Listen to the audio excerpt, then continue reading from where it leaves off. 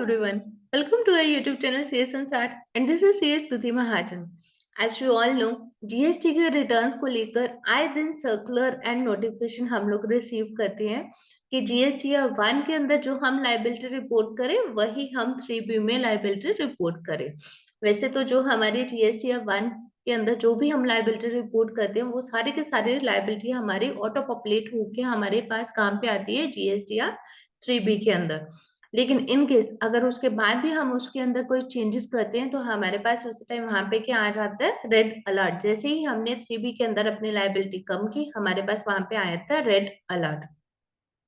So that means GSTR 1 के अंदर जो हमने लाइबिलिटी रिपोर्ट की है वही लाइबिलिटी हमारे 3B में जानी चाहिए और वही उसी के अकॉर्डिंगली हमें टैक्स की पेमेंट जो है वो करनी है। तो इसी को लेके इन केस अगर आपके कोई डिफरेंसेस हैं दोनों के अंदर, जीएसटीआर 1 की लाइबिलिटी में और जीएसटीआर 3B की लाइबिलिटी में, तो उसको लेके एक नया रूल आ रहा है, दैट इज रूल 88C, जो कि हम आज की वीडियो में उसे डिस्कस करने जा रहे हैं। और एक और चीज, हमारे पास पहले क्या था कि हम क्या कर रहे थे, कुछ टैक्स पेयर्स क्या करते थे, जीएसटीआर 1 को फाइल कर देते थे क्योंकि जीएसटीआर 1 के अंदर आपको टैक्स की पेमेंट नहीं करनी है। और जीएसटीआर 3B को फाइल नहीं किया क्योंकि उसके अंदर आपको जीएसटी की पेमेंट करनी है, तभी आप 3B को फाइल कर पाएंगे। बट क्योंकि अब आपको पता है कि इस समय के एप्लीकेबल उन्होंने कर दिया सिक्वेंशियल फाइलिंग। सिक्वेंशियल फाइलिंग के अंदर क्या है, एक पर्टिकुलर मंथ की आप जीएसटीआर 1 फाइल करेंगे, देन उसके बाद ही आप जीएसटीआर 3B के ऊपर मूव कर पाएंगे।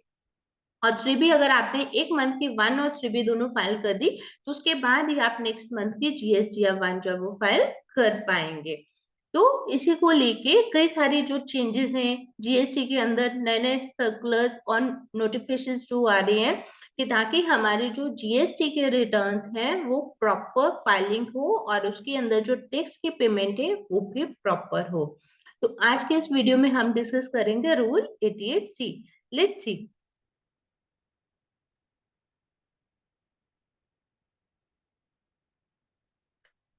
Rule 88C and Form GST DRC 01B। 48 GST council meeting हमारी हुई है कौन सी डेट को, 17 दिसंबर 2022 को, जिसके अंदर जो प्रेस रिलीज आई है उसी के अंदर इस रूल की बात की गई थी। Rule 88C and Form GST DRC 01B to be inserted in the CGST Rules 2017 for intimation to the taxpayer।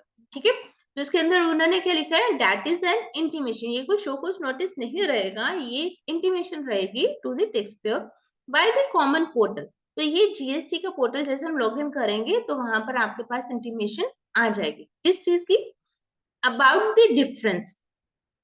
कौन सा difference, between liability reported by the taxpayer in form GSTR 1। GSTR 1 के अंदर उसने क्या लाइबिलिटी रिपोर्ट की है and in form GSTR 3B for a tax period. 1 के अंदर क्या लाइबिलिटी है और 3B के अंदर क्या लाइबिलिटी है, अगर दोनों का कोई डिफरेंस है तो वो आपका पोर्टल के ऊपर ही इंटीमेशन की तरह आपके पास आ जाएगा। Where such difference exceeds a specified amount, कहाँ आएगा, जहां ये डिफरेंस जो है एक स्पेसिफाइड अमाउंट के ऊपर होगा एंड और परसेंटेज, यहाँ एक परसेंटेज के ऊपर होगा। For enabling the taxpayer to either pay the differential liability or explain the difference। GSTR 1 और 3B के अंदर जो भी डिफरेंस है वो आपका वहां पर इंटीमेट हो जाएगा। आपको टैक्सपेयर को क्या करना पड़ेगा, वो जो डिफरेंस है उसको पे करना पड़ेगा। और अगर टैक्सपेयर बोलते हैं कि इस लाइबिलिटी को पे करने की नीड नहीं है या फिर उसके पास कोई रीजन है, तो उसको उस डिफरेंस को ना पे करने के लिए वहां पर एक्सप्लेन करना पड़ेगा।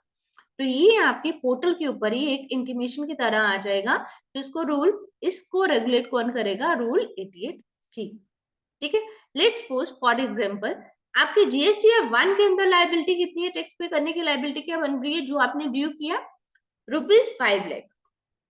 और जीएसटीआर 3B के अंदर आपने अपनी लायबिलिटी कितनी क्रिएट की और वही लायबिलिटी आपने पे की, कितनी की, 4,99,900। ठीक है, लेट्स सपोज आपने ₹100 कम वहां पर 3B में कम दिखाया, तो क्या वो भी इंटीमेट होगा, जी नहीं। इतना कम डिफरेंस आपका इंटीमेट नहीं होगा। ये माइट भी हो सकता है, कई बार आपका क्या होता है 1 के अंदर और 3b के अंदर कोई राउंडिंग ऑफ का डिफरेंस भी आपका आ सकता है, तो इस तरह से नहीं आएगा, क्योंकि उन्होंने क्या बोला है, where such difference exceeds a specified amount and or percentage। तो माइट भी यहाँ पे आपको जो परसेंटेज है हो सकता है वो 10% तक की आपको लिवरेज दी जाए कि अगर वो डिफरेंस 10% तक है तो आपके पास इंटीमेशन नहीं आए, लेकिन अगर वो डिफरेंस 10% के ऊपर होगा, ये जस्ट मैं एक एग्जांपल के लिए ले रही हूँ, लेकिन अगर वो आपका डिफरेंस जो वो 10% के ऊपर होगा तो उस केस में आपके पास पोर्टल के ऊपर इंटीमेशन आने के पूरे पूरे चांसेस है। अब लेट्स सपोज हमने जीएसटीआर 1 के अंदर अपनी लायबिलिटी कितनी डिक्लेयर की है, ₹5 लाख, एंड जीएसटीआर 3b के अंदर हम अपनी कितनी लायबिलिटी डिक्लेयर करके पे कर रही है, ₹2 लाख। तो उस केस में क्या आपके पास इंटीमेशन आएगी इसके डिफरेंशियल अमाउंट की? बट ऑब्वियस है कि आपके ऊपर रूल 88C एप्लीकेबल हो गया और आपके पास इसकी इंटीमेशन भी आएगी। अब next, further clause D to be inserted in rule 6 of rule sub-rule 6 of rule 59 of CGST rules 2017 to restrict the furnishing of form GSTR 1 for a subsequent tax period। अभी मैंने क्या बात की थी, सिक्वेंशियल फाइलिंग, कि 1 के बाद 3b file करेंगे, 3b के बाद 1 फाइल करेंगे। तो सेम वे कि इसके अंदर उसने क्या, अगर आपने 1 फाइल की, 3b फाइल कर दी, बट दोनों की लायबिलिटी के अंदर डिफरेंस है। अब आपने क्या किया, टैक्स पेयर ने क्या किया, उसने सोचा कि 1 फाइल करूंगा, 3b फाइल करूंगा, तभी मैं नेक्स्ट 1 फाइल कर पाऊंगा। उसने क्या किया कि 3b के अंदर कम लायबिलिटी डिक्लेयर करके 3b को फाइल कर दी, ताकि वो नेक्स्ट 1 जो है वो फाइल कर पाए पोर्टल के ऊपर। ठीक है, तो उन्होंने क्या किया, उन्होंने बोल दिया इसके ऊपर रूल 88C इसीलिए यहाँ पर नया इंसर्ट करने जा रहे हैं। इनकेस अगर आपका दोनों का डिफरेंस हुआ तो आपको पहले वो डिफरेंस जो है वो पे करना है, और अगर आप पे नहीं करते हो तो आपको उसका रीजन देना पड़ेगा, तभी आप नेक्स्ट जीएसटीआर 1 के ऊपर जा पाओगे।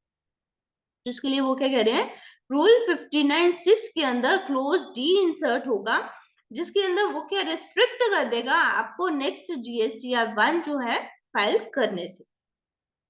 To restrict furnishing of form GSTR 1 for a subsequent tax period, if the taxpayer has neither deposited the amount specified in the intimation nor has furnished a reply explaining the reasons for the amount remaining unpaid। तो that means उन्होंने tax payer के लिए कहीं से भी way out नहीं रखा।